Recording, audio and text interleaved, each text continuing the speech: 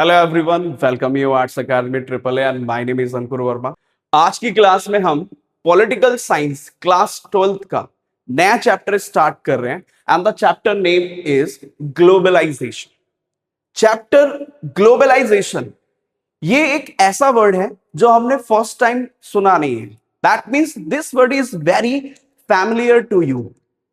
जब हम क्लास 6 की बात करते हैं, 7th की बात करते हैं, 8th की बात करते हैं, तो ये एक ऐसा वर्ड है जिसको हमने कई बार कई सब्जेक्ट्स में सुना है। जैसे फॉर द एग्जांपल हिस्ट्री में भी सुना है, इसके साथ साथ अगर हम बात करें ज्योग्राफी की बात करें वहां पे भी हमने सुना है। बट आज की क्लास में सेशन को पढ़ेंगे पॉलिटिकल व्यू के थ्रू। सो अगर हम पॉलिटिक्स में बात करें ग्लोबलाइजेशन को, इसके बारे में पूरा का पूरा चैप्टर आपको एक्सप्लेन करेगा कि ग्लोबलाइजेशन की अगर हम बात करें पॉलिटिकल पर्सपेक्टिव से क्या क्या चीजें निकलती हैं। बट इसको स्टार्ट करने से पहले कुछ एग्जांपल्स देखते हैं जिससे हमें इस कंसेप्ट, इस चैप्टर के बारे में और ज्यादा नॉलेज गेन। तो इंट्रोडक्शन या फिर मेन एक एग्जांपल के थ्रू स्टार्ट करते हैं। तो यहां पे आपको एक पिक्चर दिख रही है और इस पिक्चर के अंदर एक बैग बना हुआ है और इस बैग की अगर हम बात करें तो इस बैग के अंदर आप कई सारी चीजें देख सकते हैं। जैसे कि फॉर द एग्जांपल फर्स्ट इसमें मोबाइल फोन दे रखा है, सेकंड इसमें एक चॉकलेट है, थर्ड इसमें शूज भी है, इसके साथ साथ वाटर बोतल भी है और साथ के साथ अगर हम बात करें तो इसमें नोटबुक्स या फिर मेन आपको एक कॉपी भी देखने को मिल जाएगी। अगर मैं आपसे पूछूं एक चीज कि ये डिफरेंट डिफरेंट प्रोडक्ट्स या फिर मेन गुड्स तो हमें यहां पे देखने को मिल रही है, लेकिन अगर मैं इनके फॉर्मेशन या फिर इनके बने कहां पर है इसके ऊपर अगर हम बात करते हैं तो एक बार डिटेल में देखते हैं। जैसे कि फॉर द एग्जांपल अगर मैं इस आईफोन की बात करूं तो आईफोन की जो फॉर्मेशन है उसके लिए क्या आपको लगता है कि सिर्फ एक कंट्री रिस्पॉन्सिबल है आईफोन की फॉर्मेशन के लिए? तो इसका आंसर सिंपल निकल के आता है नहीं। क्यों? क्योंकि अगर मैं इसके डिजाइन की बात करूं तो इसको डिजाइन को जो प्रिपेयर किया वो किसने किया है? यूएसए ने किया है। इसके साथ साथ अगर मैं इसके असेंबल की बात करूं कि इसको पूरा का पूरा एक फोन की जो शेप दी है वो किसने दी है? चाइना ने दी है, या चाइना के यहां पे असेंबल हुआ है। इसके साथ साथ अगर मैं इसके अदर पार्ट्स की बात करूं, जैसे कि फॉर द एग्जांपल अगर आईफोन की स्क्रीन की बात करें तो आईफोन की जो स्क्रीन है सैमसंग उसकी फॉर्मेशन करता है। कोरिया में, साउथ कोरिया में इसकी फॉर्मेशन हुई। इसके साथ साथ अगर मैं इसकी सेमीकंडक्टर चिप, जैसे कि आप देखते हो कि हर एक इलेक्ट्रॉनिक डिवाइस के अंदर हम क्या देखते हैं? एक सेमीकंडक्टर ग्रीन से कलर की हम एक बोर्ड या चिप देखते हैं, उसी को हम कह सकते हैं सेमीकंडक्टर चिप्स कहते हैं। तो सेमीकंडक्टर चिप्स के लिए जो सबसे ज्यादा, जो सबसे बड़ा प्रोड्यूसर है वो कौन है? ताइवान। तो यहां पे एक प्रोडक्ट क्या है? आईफोन। क्या उस प्रोडक्ट की, एक प्रोडक्ट की फॉर्मेशन के लिए क्या एक कंट्री रिस्पॉन्सिबल है? तो इसका आंसर निकल के आता है नहीं। तो इसका मतलब कि अगर कोई भी प्रोडक्ट या फिर ये प्रोडक्ट बना है तो इस प्रोडक्ट की फॉर्मेशन के लिए एक कंट्री रिस्पॉन्सिबल नहीं है। सेकंड अगर हम बात करें चॉकलेट की, तो ये चॉकलेट आपको पता है कहां से आई? ये चॉकलेट जो है वो स्विट्जरलैंड की चॉकलेट है। इसके साथ साथ अगर हम बात करें शूज की, तो ये शूज कहां के हैं? वियतनाम के हैं। इसके साथ अगर हम बात करें इसके अंदर जो पैन रखा हुआ है या वाटर बोतल है, ये दोनों ही कहां पे बनी है? मेड इन इंडिया बनी है। तो यहां पर प्रोडक्ट भी डिफरेंट है और साथ के साथ उन प्रोडक्ट की जो फॉर्मेशन भी हुई है वो भी अलग अलग कंट्रीज के अंदर हुई है।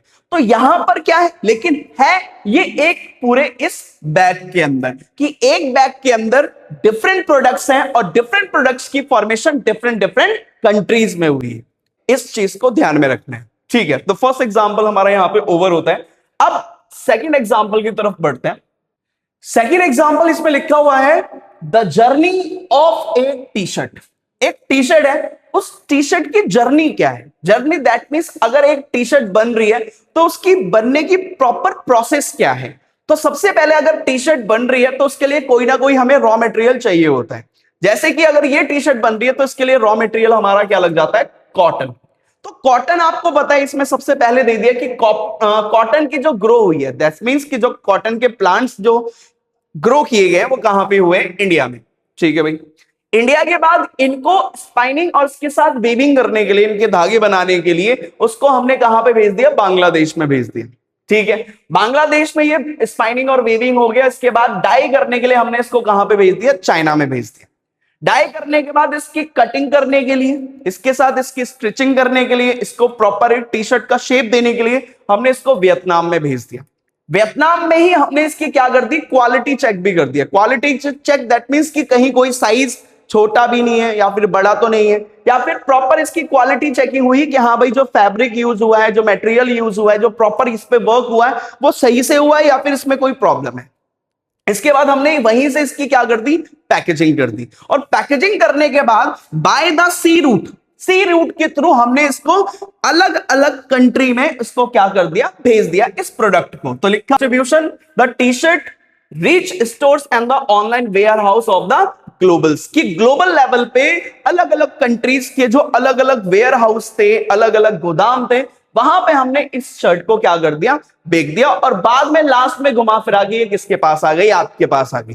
तो इसका कहने का मतलब यह है कि प्रोडक्ट एक है लेकिन इसकी फॉर्मेशन एक ने नहीं की बल्कि अलग अलग कंट्रीज ने की। जैसे कि इसके लिए जो रॉ मटेरियल प्रिपेयर किया वो इंडिया ने प्रिपेयर किया, इसके साथ इसकी वेविंग और स्पाइनिंग जो की वो बांग्लादेश ने की, इसके साथ इसमें कलरिंग जो की वो किसने की, चाइना ने की, कटिंग इसमें वियतनाम में हुई, पैकेजिंग भी वियतनाम में हुई, और लास्ट में इसको बाय द शिप रूट हमने क्या किया, ऑल ओवर वर्ल्ड में ग्लोबल लेवल पे इसको क्या कर दिया, भेज दिया। और इसके बाद हमने क्या किया, और घुमा फिरा के बाद में सेम प्रोडक्ट ये हमारे पास है। तो यहां से भी एक लेसन मिलता है, और वो लेसन ये है कि अगर एक प्रोडक्ट है और इस एक प्रोडक्ट की फॉर्मेशन के लिए कोई भी एक कंट्री रिस्पॉन्सिबल नहीं है, और इसी चीज को हम क्या कह सकते हैं, ग्लोबलाइजेशन कह सकते हैं। ग्लोबलाइजेशन बेसिकली यहां पे ये होता है कि कोई भी एक प्रोडक्ट है और उस एक प्रोडक्ट की फॉर्मेशन के लिए कभी भी एक कंट्री उसके लिए रिस्पॉन्सिबल नहीं है, बल्कि अलग अलग कंट्रीज से वो प्रोडक्ट एक जगह असेंबल हो रहा है, और असेंबल होने के बाद सेम प्रोडक्ट वो अलग अलग जगह क्या हो रहा है, डिस्ट्रीब्यूट हो रहा है। होपफुली ये दो एग्जांपल आपको क्लियर हुए होंगे। अब हम मेन कंसेप्ट पे निकल के आते हैं, ये आप देख सकते हैं। स्टार्ट करते हैं, ओवरव्यू देखते हैं। ओवरव्यू में सबसे पहला पॉइंट क्या कहता है, globalization something that has been referred to in the many chapters of this book and the textbook of the many other subject. अगर मैं ग्लोबलाइजेशन की बात कर रहा हूं तो ग्लोबलाइजेशन जो ये वर्ड है या फिर जो ये टॉपिक है जो आज हम डिस्कस कर रहे हैं, इस टॉपिक को लेकर आपने कई सारे चैप्टर्स पढ़े होंगे। ग्लोबलाइजेशन को आपने अलग अलग टेक्स्ट बुक के अंदर, अलग अलग सब्जेक्ट्स के अंदर आपने अलग अलग टाइप ऑफ द ग्लोबलाइजेशन के बारे में आपने पढ़ा होगा। क्लास 10th में भी आपने हिस्ट्री में ग्लोबलाइजेशन के बारे में पढ़ा, इसके साथ साथ 6th क्लास में भी आपने ग्लोबलाइजेशन के बारे में पढ़ा होगा। लेकिन आज जो हम ग्लोबलाइजेशन पढ़ रहे हैं वो किसके अंदर पढ़ रहे हैं, पॉलिटिकल साइंस के अंदर। तो बेसिक अगर हम ग्लोबलाइजेशन की बात करें, जैसे फॉर द एग्जांपल अगर हम इकोनॉमी के अंदर या इकोनॉमिक्स के अंदर अगर हम ग्लोबलाइजेशन पढ़ रहे हैं तो वहां पे हम ग्लोबलाइजेशन को कनेक्ट करेंगे मनी से।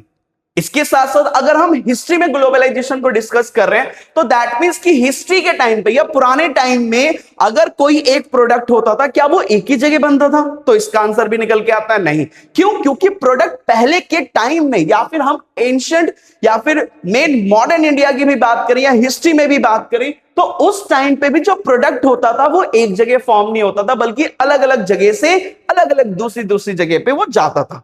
लेकिन अगर हम पॉलिटिकल प्रोस्पेक्टिव पे आज हमें ये डिस्कस करना है ग्लोबलाइजेशन को, कि ग्लोबलाइजेशन अगर हम डिस्कस कर रहे हैं तो पॉलिटिकल प्रोस्पेक्टिव क्या है उसका। हिस्ट्री में ग्लोबलाइजेशन अगर हम डिस्कस कर रहे हैं तो एंशिएंट या फिर मिडिवल टाइम की बात करेंगे या पुराने टाइम की बात करेंगे कि पास्ट टाइम में ग्लोबलाइजेशन को कैसे यूज किया जाता था। बट आज की क्लास में हम किसके प्रोस्पेक्टिव से बात करेंगे ग्लोबलाइजेशन को? पॉलिटिकल प्रोस्पेक्टिव से बात करेंगे। अब हम ग्लोबलाइजेशन की डेफिनेशन के बारे में पढ़ना शुरू कर रहे हैं। बेसिकली अब हम डिस्कस करेंगे कि ग्लोबलाइजेशन एक्चुअल में है क्या। तो सिंपल लिखा हुआ है, तो globalization as a concept fundamentally deals with the flow. तो ग्लोबलाइजेशन की जब भी हम बात करते हैं तो globalization the simple meaning is flow. Flow क्या है कि अगर मेरे पास कोई भी एक प्रोडक्ट है, जैसे कि फॉर द एग्जांपल इंडिया से कोई भी मान लीजिए स्पाइसेस है, कि स्पाइसेस मैंने लिए और उस स्पाइसेस को मैंने क्या किया, अफ्रीका में ट्रांसफर कर दिया, इसके साथ साथ यूरोप में भेज दिया, इसके साथ साथ मैंने यहां पे चाइना में उसको भेज दिया, नॉर्थ अमेरिका, इसके साथ साथ मैंने साउथ अमेरिका। तो यहां पर मैंने क्या किया, एक प्रोडक्ट को दूसरी जगह क्या किया, ट्रांसफर कर दिया या फिर दूसरी जगह मैंने उसको भेज दिया। तो यहां पर क्या हो रहा है, यहां पे हो रहा है फ्लो। यहां पे हो रहा है फ्लो, और फ्लो किसका हो रहा है? स्पाइसेस की बात करें तो वो भी तो एक ऑब्जेक्ट है। तो यहां पे सबसे पहला क्या कहता है कि ग्लोबलाइजेशन का जो सिंपल मीनिंग है, वो सिंपल मीनिंग किस चीज से निकल के आता है? फ्लो। अब यहां पे ये भी चीज निकल के आती है, किस चीज का फ्लो हो रहा है? तो यहां पे फ्लो कई सारी चीजों का हो सकता है, जैसे कि यहां पे लिखा हुआ है These flow could be the various kinds। अब फ्लो किस किस चीज का है? जैसे कि सबसे पहला निकल के आता है इसमें आइडियाज। तो ideas moving from the one part of the world to another. आज आप देखते हो कि जैसे कि ईरान और इसके साथ साथ यूएस की वॉर हो रही है, तो ये हो कहां पे रहा है? मेन एक दूसरे एरिया में हो रहा है, लेकिन उसकी इंफॉर्मेशन आज हमें पता चल रही है। तो this is the part of the globalization. Democracy हो गया, सेक्युलरिज्म हो गया, इसके साथ साथ मेन आपका इक्वालिटी हो गया, जस्टिस हो गया। तो जितने भी ये आइडियाज हैं, आज आप देखते हो कि ये सारे के सारे आइडियाज क्या इंडिया में आए हैं? नहीं, बल्कि इनकी स्टार्टिंग कहां पे हुई थी? यूरोप में हुई थी, और यूरोप के बाद ये सारे के सारे आइडियाज ऑल ओवर वर्ल्ड में क्या हुए? फ्लो हुई। तो ये भी किसका एग्जांपल है? ग्लोबलाइजेशन। तो ग्लोबलाइजेशन में सबसे पहली चीज हम देखते हैं फ्लो, और यहां पे सबसे पहला फ्लो किस चीज का होता है? आइडियाज का। सेकंड फ्लो किस चीज का होता है? Capital. Capital shunted between the two और मोर प्लेसेस, कि एक जगह की कैपिटल आज दूसरी जगह जा रही है। जैसे कि फॉर द एग्जांपल मान लीजिए, सपोज करते हैं मैं इंडिया में रहता हूं, तो मुझे क्या करना है? एप्पल को शेयर को बाय करना है, या फिर मैं टेस्ला के शेयर्स को बाय करने। तो क्या मैं अपनी मनी से उस दूसरी कंट्री के जो कंपनीज है उसके शेयर्स या उसका कुछ पार्ट ले सकता हूं? द आंसर इज यस, कि हां, मैं अपनी मनी से क्या करता हूं? दूसरी कंट्रीज के कुछ कंपनीज के शेयर्स या फिर कुछ पार्ट उनका क्या कर सकता हूं? बाय कर सकता हूं। तो यहां पर कौन मूव कर रहा है? यहां पे मूव कर रहा है कैपिटल। तो यहां पे सेकंड यही निकल के आता है, जो कैपिटल होती है वो भी क्या करती है? एक जगह से दूसरी जगह क्या करती है? मूव करती है। तो this is the also example of the globalization. Third is commodities being the trade across the borders. कि अगर हम कमोडिटीज की बात करें, गोल्ड की बात करें, सिल्वर की बात करें, या अदर प्रीशियस ऑब्जेक्ट्स की बात करें, तो वहां पे भी हम क्या देखते हैं? वो भी एक जगह से दूसरी जगह क्या करती हैं? फ्लो करती हैं। सो ग्लोबलाइजेशन जो फंडामेंटली डील्स करता है, वो किससे डील करता है? फ्लो से। और flow of ideas, flow of capitals, flow of commodities हो गया। इसके साथ साथ peoples moving in the search of the better livelihoods to the different part of the world. और कई बार हम क्या देखते हैं, जो लोग हैं बेटर अपॉर्चुनिटीज के लिए, बेटर जॉब्स के लिए अपने आप को एक जगह से दूसरी जगह, दूसरी कंट्री में क्या कर लेते हैं? शिफ्ट कर लेते हैं। इसके साथ साथ एक कॉन्टिनेंट से दूसरे कॉन्टिनेंट में अपने आप को शिफ्ट कर लेते हैं। तो यहां पे भी क्या हो रहा है? यहां पे भी फ्लो हो रहा है, और ये भी किसका एग्जांपल है? ग्लोबलाइजेशन का। इसके साथ साथ अगली बात करें, the crucial people moving in the search of the better livelihood, ये ऑलरेडी हमने डिस्कस कर ही लिया। इसके साथ अगली अगर हम बात करते हैं इसमें, तो नेक्स्ट पॉइंट इसमें क्या आता है? The crucial element in the world wide interconnection that is created and the sustained as the consequences of this constant flow। तो ग्लोबलाइजेशन डील करता है फ्लो से, लेकिन flow of ideas, flow of capital, flow of commodities, flow of people. और जब यही चीज एक जगह से दूसरी जगह क्या हो रही है? ट्रांसफर हो रही है, एक जगह से दूसरी जगह जा रही है, इसी चीज को हमने क्या कह दिया? ग्लोबलाइजेशन कह दिया। और ग्लोबलाइजेशन के चलते ही एक नया कंसेप्ट, एक नया एलिमेंट निकल के आया है, जिसको हमने क्या कहा? World wide interconnectedness. World wide interconnectedness मतलब ये हुआ कि आज आप देख सकते हैं कि एक कंट्री जो है वो किसी भी अगर प्रोडक्ट को बना रही है या किसी भी प्रोडक्ट की फॉर्मेशन कर रही है, जैसे कि फॉर द एग्जांपल यूएस की बात करें, यूएस एप्पल की फॉर्मेशन कर रही है, तो एप्पल की फॉर्मेशन के लिए यूएस क्या सिर्फ एप्पल यूएस में ही वो सारी की सारी चीजें प्रोडक्ट या उसकी सारी की सारी चीजें फॉर्म हो रही है? उसका आंसर निकल के आता है नहीं। तो आज एक कंट्री दूसरी कंट्री पे क्या है? डिपेंड हो चुकी है। और इसी चीज को हम क्या देखते हैं? इसी चीज को हम क्या कहते हैं? वर्ल्ड वाइड इंटरकनेक्टेडनेस कहते हैं। वर्ल्ड वाइड इंटरकनेक्टेडनेस मतलब ये कि आज के टाइम पे जो कंट्रीज हैं, वो कंट्रीज आज दूसरे कंट्रीज पे टोटली क्या हो चुकी है? डिपेंड हो चुकी हैं, और वो अलग अलग चीजों के लिए डिपेंड हो चुकी है। और इसी चीज को हमने किस कंसेप्ट, इसी चीज को हम किस में डिस्कस करेंगे? ग्लोबलाइजेशन में। और साथ के साथ यहां पे एक लास्ट पॉइंट और यही कहता है, वर्ल्ड वाइड इंटरकनेक्टेडनेस से इससे एक चीज क्या हुई है?